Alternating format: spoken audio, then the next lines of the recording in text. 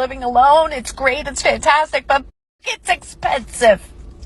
I just spent $600 on brakes on my car, just on the front part of the car, because I couldn't afford all 4 brakes and axles and rotors and whatever the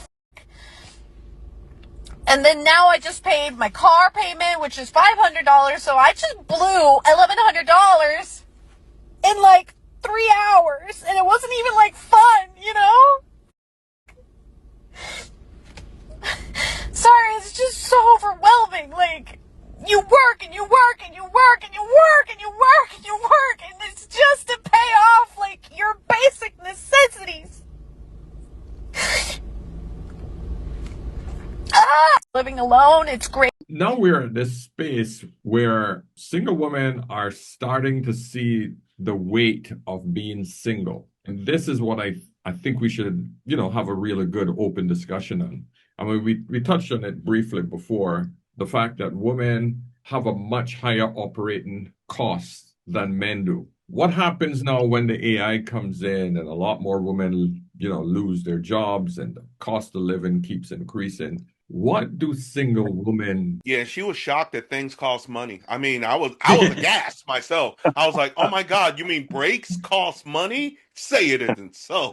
All right. Well, the fun stuff, that's what we want to spend our money on. But oh my God, I got to pay for that? And rent too? And food? Yeah. Oh, what a terrible world we live in. Because women You figure I had to get my truck routine maintenance, and it ran to $5,000. Maybe I should have made a TikTok video crying. What? $5,000? It's a semi truck. Oh, Yeah, it's a big. Okay. An oil change on my Oh. truck is over $800, but she seemed to be crying because she had to do maintenance on her vehicle. So if she can cry over a simple brake job, oh, I'm just gonna wall out. I'm gonna have a TikTok video. I'm gonna be on the ground rolling in. My truck makes $250,000 a year. I pay a lot in taxes. I pay a lot more than So the you average need to be person. writing more often. Oh, I write off everything. I'm writing off this Zoom call right now. You just don't know. Oh, okay. But as old as she is from that video, it's amazing that she still doesn't understand. If you are single, life costs money. If you're married, life costs money. At her age, to be crying about life costing money tells me that she never grew up. That's the kind of stuff we need to get across for people to understand. Well, you notice that when she was on her cry rant about life, she said, being single is great. And then in the same breath, without inhaling, she cried. So when AI comes and takes their jobs, they're going to be simultaneously hurt and without exhaling, saying how great it is and there's no benefit, as the last video you showed, to being married or with someone. So it's like they'll never learn. There's no saving them. They'll never learn. Oh, I hate paying bills, but it's great being alone. But I hate paying my bills, but it's great being alone. I noticed this phenomenon. I mentioned this in a couple of videos back. The fact that women have this uncanny ability to state that something is wrong, but saying it's okay. I don't get that. I really don't. Show me the logic. Any ladies up there that want to help educate us poor retarded men who just don't get it, please help us with that, because we're lost. There's actually a meme. It's really quick. It's a cartoon meme that's out there. It's been there for years now. It's a little yellow dog, and he's in this house, and the house is on fire. And he's just sitting there at the table saying, "It's fine. It's fine." And that's kind of the mindset of women nowadays, where the house can be on fire, they're in the middle of fire, and they're saying, "It's fine." That's all I want to put out there for now. But it's funny. All right. Go ahead, Nigel. I was going to say, in the UK now, the biggest area of homelessness is ladies over 50. It's starting to take effect. Yeah, wow. It's starting to take effect, and people are going, homelessness. So men have been homeless forever. Young girls have been homeless, but no one cares until it's older women. Tonya, you have anything to say? just glad I'm not living that life, because I could only imagine how difficult it would be to just live off of my salary alone. I mean, I can make ends meet, but I'm pretty sure it will be difficult. Like, I couldn't live in the house that I'm living now. I couldn't drive the car that I'm driving now. I couldn't have money in high yield savings accounts. I couldn't have stock. I couldn't have any of that, and be comfortable, because I wouldn't have been disciplined enough to listen to someone, to take guidance from someone. I thought I knew it all, right? I thought I was smart. I don't need any, body. I could do it on my own. And I made, money that I could do it, but I didn't spend the money like I would have spent it. Before I got married, I did own my own home. I had actually just bought my own home a year before I got married. But, at this time I was bouncing checks. Right. You know what I mean? Because I was not, doing the right thing. I saw something that I liked and I went and I got it. I didn't have savings accounts. I did have those 401 type things or thrift saving plans. But of course, those were for retirement. So I couldn't, use those. Right. But I didn't get serious and focused on, now I'm laser focused on that stuff. So it does help to have other people guiding you. When you say It does other help. people, and my spouse and my husband, okay. we guided each other. We help each other. I need you We to. can. I just don't understand why women have a hard time just saying, "My husband, my man, guide me." I love your story, Tonya. I would love to dive a little deeper. How long you been married now, and at what age did you get married? I got married at, let me see, I think it was 30. 30. I Okay. think I got married at 30. And we've been married now for 28 years. In Wow. July, it was 28 years. So it was some bumps and bruises along the way. But we fared well, we fared well. And it does take two incomes now. It Yeah. definitely takes two incomes. Even though my husband can sustain our household right now with his income, because he's retired military and he has a full-time job, it's that now my income, it goes to savings accounts and vacations if we want to take it, put money in the, high yield savings accounts, buying stock. It's, so, and then I buy the little stuff that I need. Right. So And did it's you working find, well. and did you had the attitude that you didn't need this man before all of this, and at that point, Yeah, most of I your did. I had that. I disposable did. income just went to having fun, correct? Fun. Yep. Yeah. Whatever I wanted. If I saw it, I got it. Yeah. At the expense of bouncing checks back then. I don't write checks now, too much now. But, it was awful. I wasn't disciplined. This is the thing that a lot of the young generation just don't see. They don't see the future. Women have a really hard time seeing the future and seeing that, hey, living for today is one part of it. But if you don't put something away for tomorrow, when tomorrow comes, it gets rough. And it's usually when you get older that it really, really sinks in. And this is the problem that a lot of the young generation don't see. And that's why we need women like you teaching this generation of women, even the big hard-ass women that are still out there telling girls, you have your fun, girl, you have your fun. You go out there and you enjoy yourself. Right. It's insane. Because a lot of women don't want to teach the young generation how to be successful. They always on this shit about, oh, you have your fun. You have your fun. I don't understand this whole concept. Because I think some women just don't like other women. They're their competition. Remember that. Some of these women are competing for the same men. These older women are competing for the same men that these younger women are wanting. It's a competition. So to make them fail, the more they fail, it's more for me. And it's no one checking for a 40-year-old woman or a 50-year-old woman. Ain't nobody checking for them no more. No matter what they do to themselves. Yeah.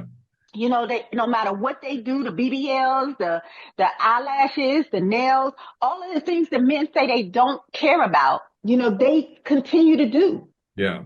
And I'm just not sure who they're doing it for.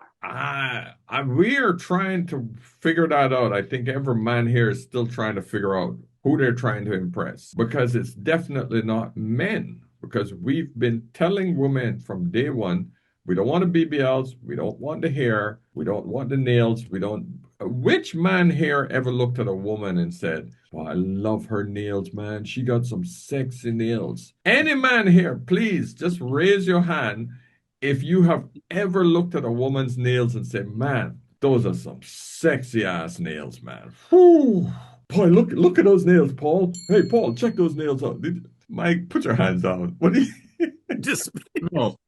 I was 13 years old, right? And I had a stepmother 11 years older than me. She was a babe. My dad always got good-looking women. Anyway, one day I noticed, and what surprised me is how attractive I was to the whole thing. She was spending the time doing her own nails. And I thought, wow, I appreciate that so much more than the fake daggers that they were wearing, even back in the 70s. Yeah. That was a turning point for me in women's nails. I go, I prefer, and this one over here, she does her own.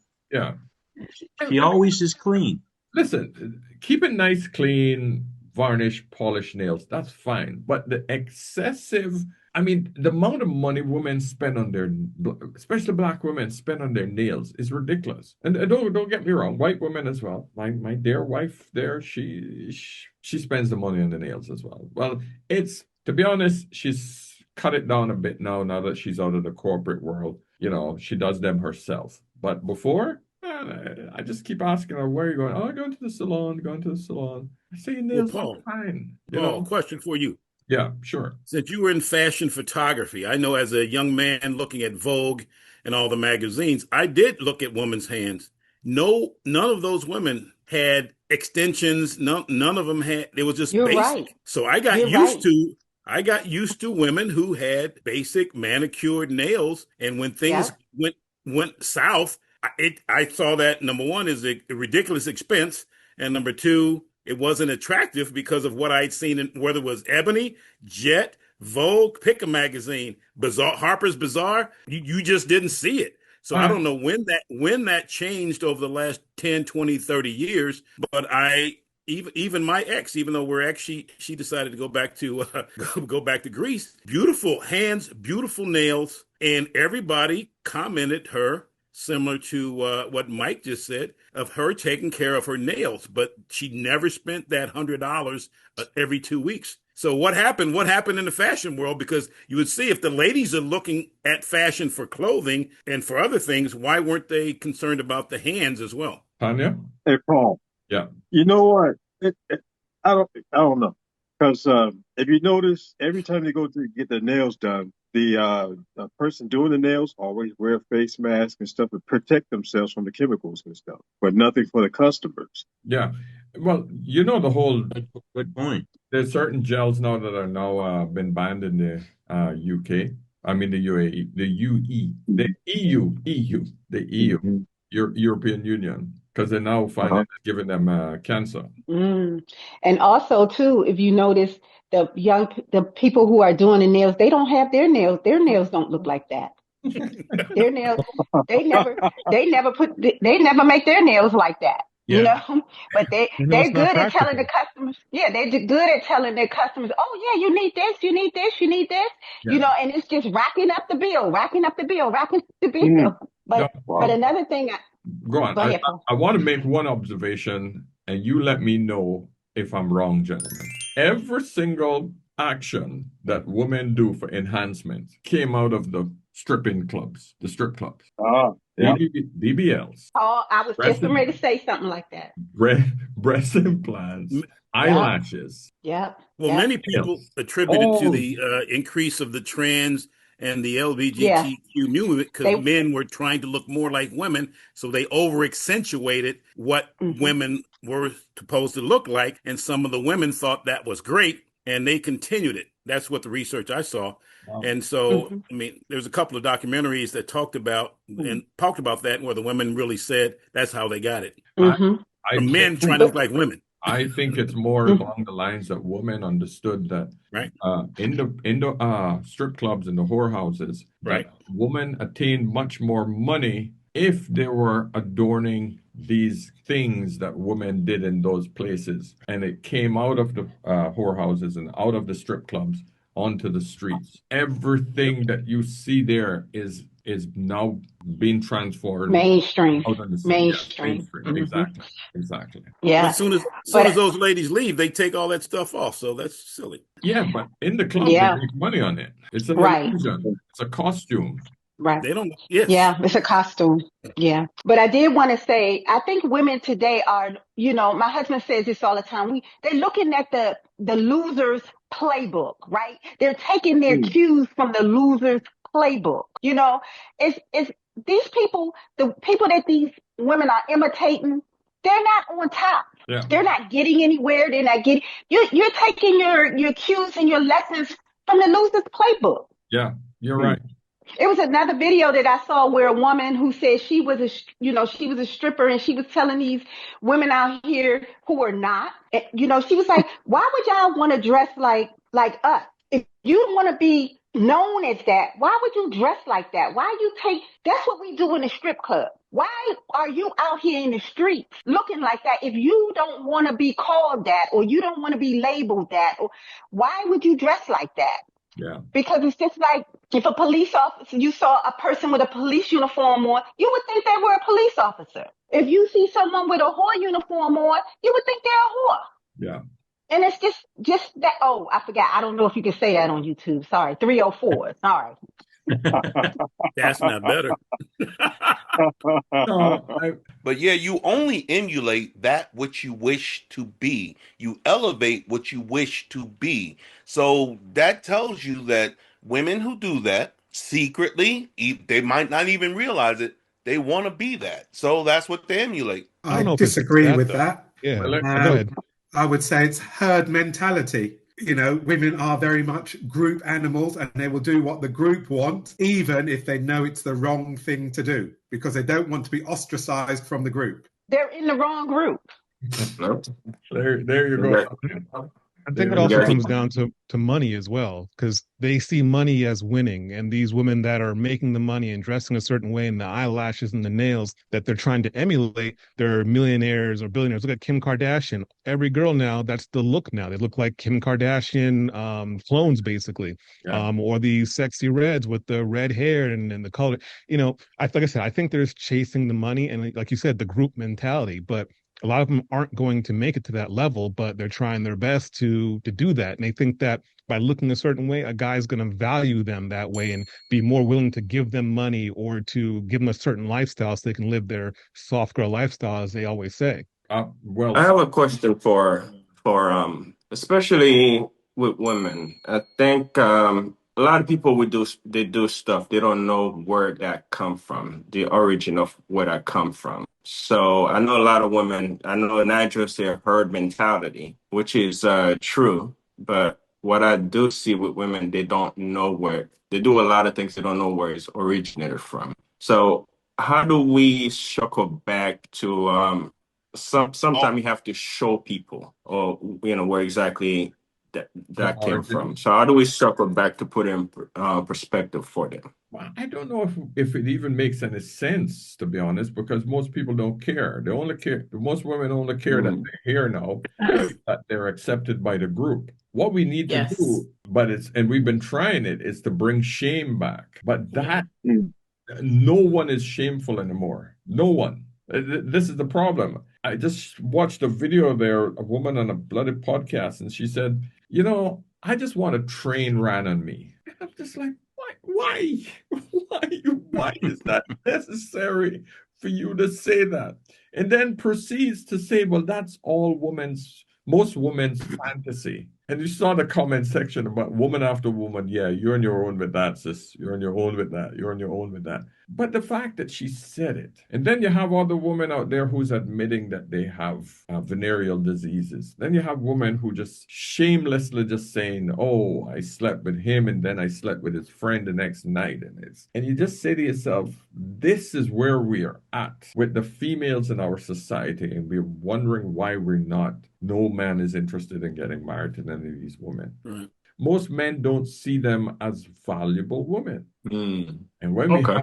Paul, yeah, I don't mean to nerd out again as usual, but anything that happens when you're in a peak emotional state gets linked to your nervous system, and it becomes subconscious. okay. So all this stuff is just a knee-jerk reaction and stuff like that. Are you saying that that's In other how words, women are operating? yeah. See, your subconscious technically, runs the show, Okay. and it's something that happens when they're in a peak emotional state of mind, But and it gets linked. aren't women always in a peak emotional state, or you just feel Yes. that? Bingo. Yes, but Really? Go on, Tanya. I don't know if we're always in an emotional state. I mean, everybody has emotions at every point, at every minute of their life. It might just not be high or heightened or whatever, but so I wouldn't necessarily say that. But I do think we water what we want to grow, right? So if we keep watching content like the Sexy Reds or the Kim Kardashians or the Meg Thee Stallions and things like that, that's what we're interested in. And I think it was James who said it. We look at that and we secretly want to be that. So that's what we continue to consume, and then we think that applies to us. Okay, I can be that person. I can look like that. But And I just but think 1 second, but do you want to be that, or do you want to be that because you see that this woman got results from being that? because they think because they think that that's winning. Like they do think that that's winning because they get all the attention. But then you see the Cardi B's out here crying online and talking about, her relationships and things like that. That's the loser playbook. Yeah. Right? Just because it looks like something, then the next 5 minutes is something else. Yeah. People are fickle and they're going to go through one extreme to the next, and you just keep trying to be something that you're not. And that's what most people do. When they do that, they're trying to be something they're not. And that's why they fail, because eventually you end up being who you really are. Yep. You know what? In my opinion, I think there's a sisterhood with it. I think there is comparison. One situation with my ex, which was very unfortunately, we did a lot of work with young people from, let's say, 16 to 28 years old, right? Most of the women talked about body count, right? And I thought Body Count was one of my favorite hip hop rock and roll bands started by Ice-T. Found out later that Body Count meant something else. Hey, Body Count's in the house. Anyway, so she came to me in her, like I said, 45 years old, and said, I have nothing to talk about with these girls. I said, why? She said, because all they're talking about is body count. And I said, well, you can talk to them about it. And she goes, no. She said, I really can't, because I've only been with 3 people in my life. And I said, but you say that like that's that's a bad thing. Bad thing, yeah. And she said, yeah.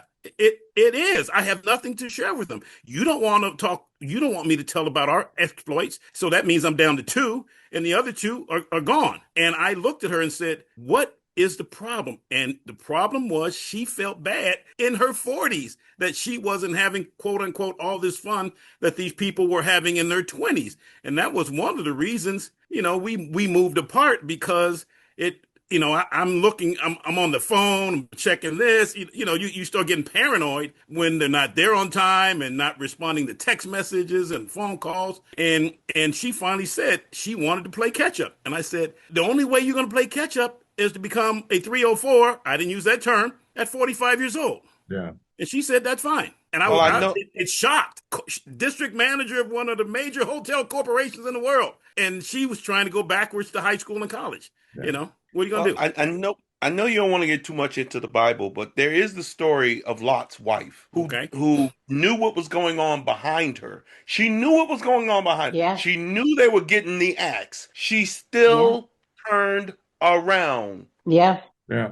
Yeah. So Facts. let me just ask another question to Paul. Basically, when you say bring shame back, how can we do the difference between bullying and bringing shame back? How would that look like in the modern world? I think calling it out is number one, and rejecting women in the widest possible sense. We got to basically say you don't deserve a relationship. You are fighting against the one thing that you don't want. You're fighting against the one thing that you want. All your actions are disqualifying you, and society should not accept this behavior. That's not bullying. I mean, is there a fine line? Yeah, there is a fine line. Yeah.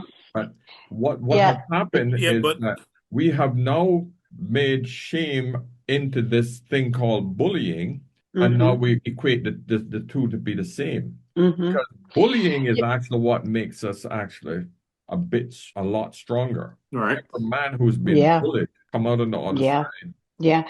But you do y'all remember a time, I mean, when being a single mom or getting pregnant as like a teenager was like very oh, shameful, right? yes, And yeah. they would that teenager would have to go live off with their aunt somewhere, or they would have to, they shipped them off somewhere, and then somebody else took care of the babies and things like that. And then it seemed like somewhere around the 80s, early 80s, maybe, they started having baby showers, for these unwed teenage mothers, like it's acceptable. Yeah. You know what I mean? And it's like they do that now, and they throwing all these big showers, and it's a whole bunch of women, and it's like it's no dad in sight. Yeah. And some of these women aren't teenagers; they are 40-year-old women, and it's like, oh my gosh. The way I Go see ahead. it, there's a system in place to keep things the way they are and continue for the next generation because they know giving children the access to cell phones to view anything at any age on the internet, that's the next generation that's going to grow up with no moral values. It's going to continue. So, yes, we on an individual in our family, we could raise our children a certain way, but for the larger society, the train has left the building because the way the society is structured, everything negative is promoted, then it's put on social media and it's amplified, and this is going viral and that is going viral, and majority of it is negativity towards man, towards family. Anything negative goes viral. Yeah. We And see that all the because time. And then the content. women, So I don't see where we could bring shame back because the machine that's in place is continue to promote it and make it continue to get, because it's the next generation is coming up and everyone has an iPhone and she's a teacher and they're looking at all the contents, the sex, the that. So moral values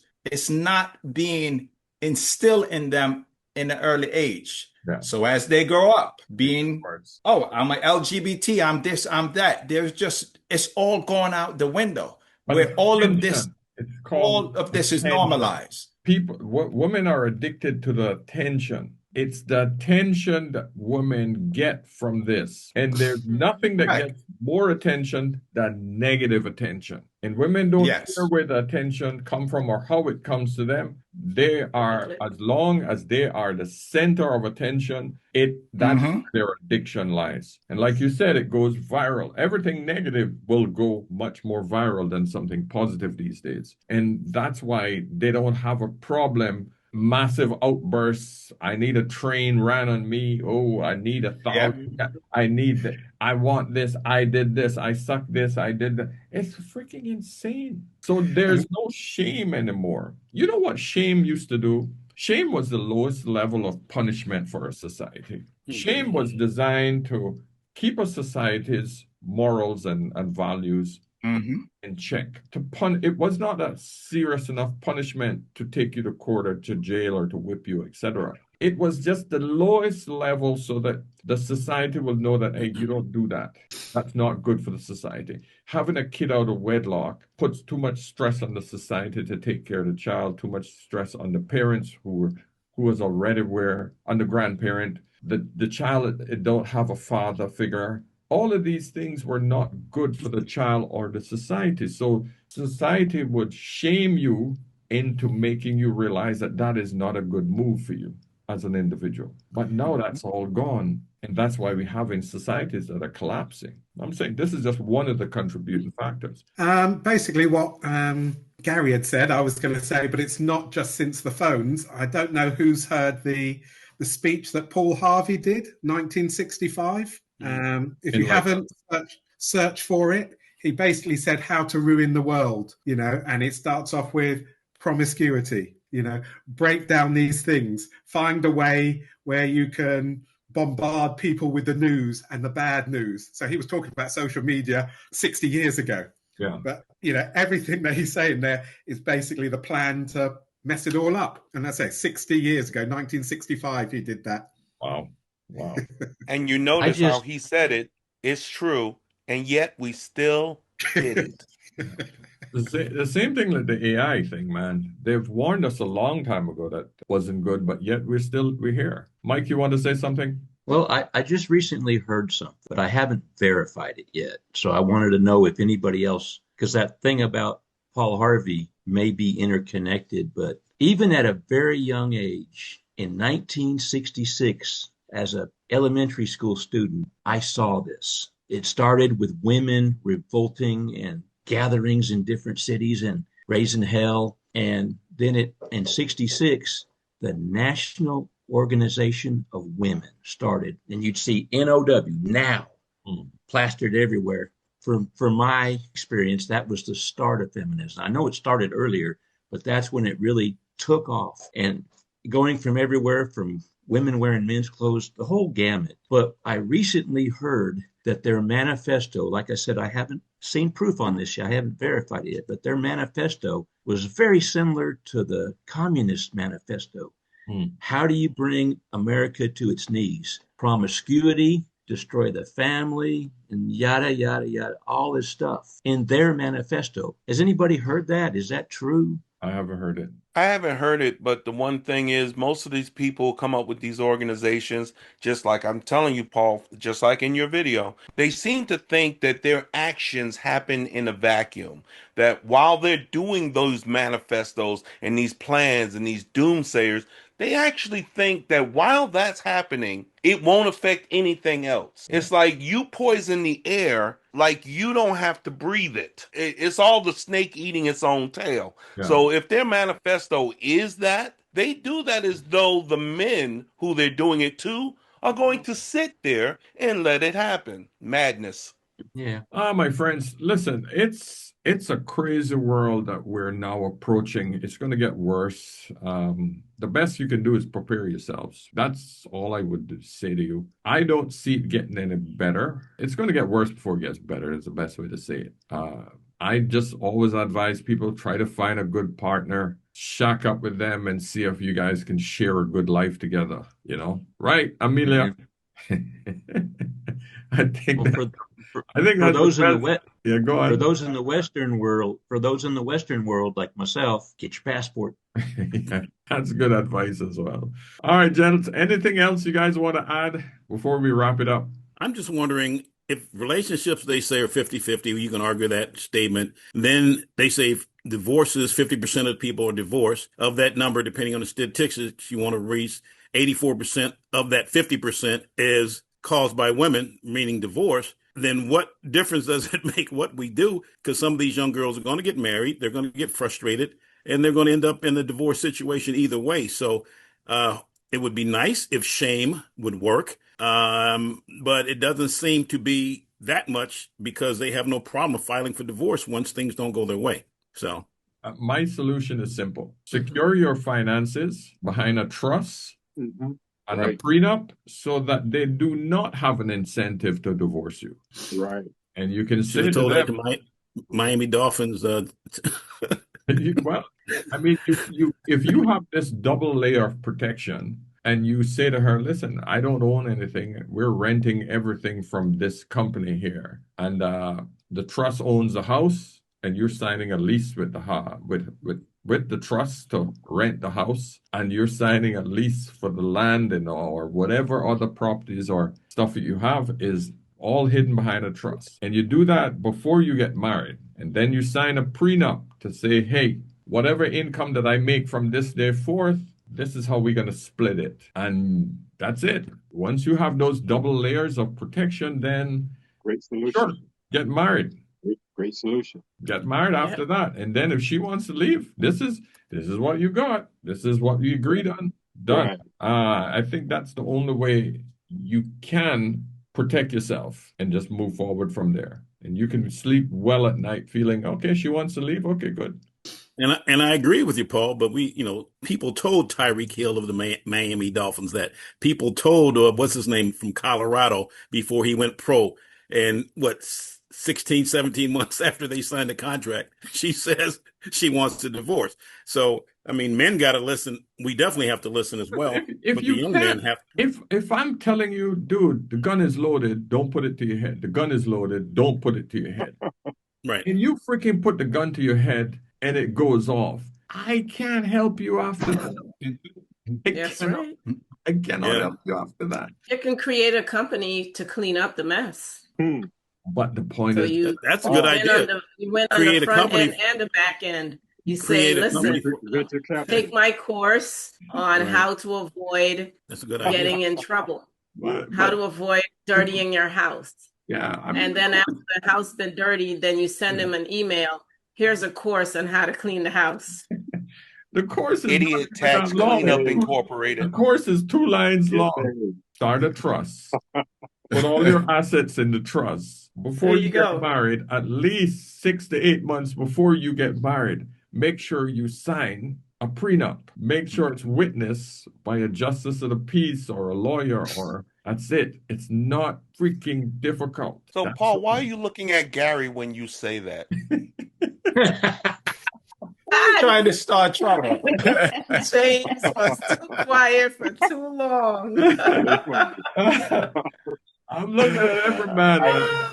Sergey, go ahead. I have a question. Hi, guys. Yeah. Paul, you mentioned relationship, right? 50-50 relationship, right? I have a question for married couples. Are you guys in 50-50 relationships, or what exactly proportion? How do you navigate this relationship? The reason why I'm asking, because when you get married, right, and your relationship is not 50-50, but then when married couple get divorced, it's 50-50 split. Right. So what is the logic? There's no logic. What is the logic? There is no logic. There's no logic to it. I think a marriage is 100-100, but it's on a slide. Sometimes it may be 80% you, 20% her, right? And the opposite. Yeah. 20% you, 80% you. But you got to go into it 100-100. Yeah, I agree with that. You got to be all in. That's it. And I don't understand the 50-50 part. I've never really been 50-50 with my husband. It's like whoever made the money that could pay the bills, paid the bills, and, it just went like that. My money went into this account, although I did have, money going into a separate account for me when I wanted to do the things that I wanted to do. But I put the money in the account. We paid the bills off that account. It wasn't, it's never been like, okay, we draw this line 50%. I'm put 50% of the bills here and you're going to put 50. It was never like that. Yeah. It was, we had to get it paid. I think 50-50 is just a way of saying that we're sharing expenses. It's not all coming from one side. So it's never 50-50. If the man is making, even if the man is making significantly more, the woman should contribute. Because if we get to that point where the woman just totally depending on the man, it is natural for her to constantly want more. Yeah. It is natural for her to start to not see the value of hard work or work, period, because she's no longer working, but she's getting paid for doing nothing. All of a sudden, her perception of what the value of money is starts to diminish. And that's the worst thing that could happen to a woman. Because then all of a sudden she's seen other people who's enjoying a better life, and she's now wondering, well, why am I not getting part of that? I saw Nancy and those girls, they've gone on vacation 3 times this year. I'm not getting that? You're just not doing this for me. Not realizing, no, love, I can't afford it. What do you mean you can't afford it? How can they afford it? Because I don't have the income that they have, or I don't have the investments that they have. And then she loses sight of the value of work. Or you have it and you just don't want to spend it. Well, Yes, Right. exactly. Or the That's fact not that, value. or the fact that she don't realize that we're putting money away for our retirement.